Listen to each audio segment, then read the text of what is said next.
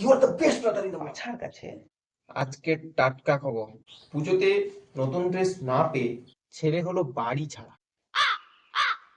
ইস, এরকম কিছু করার দরকার ছিল বল দাদা?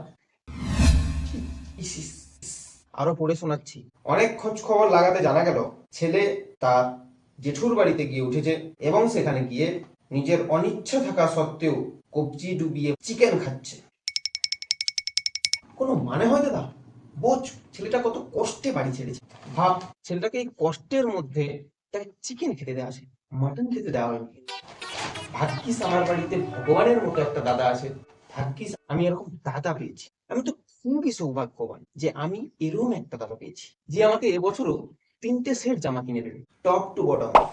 এটা আবার কখন বললাম? আমার কাছে এখন টাকা নেই। ও আচ্ছা, তুই এই কারণে এতক্ষণ আমার কাছে তেল লাগাচ্ছিলিস।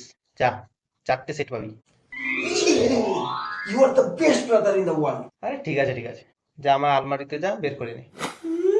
আমি 3 বছর আগে যেগুলো কিনেছিলাম সেগুলো ছোট্ট হয়ে গেছে, বেকার নষ্ট হবে। ফেলে দিতাম যখন, তার থেকে নিজের ভাইকে দিই, সেও খুশি হবে। দেখ, থ্যাংক ইউ বলার কোনো দরকার নেই। একবার ওয়াশ করে ভালো করে আয়রন করে নিবি, পুরো নতুন হয়ে যাবে।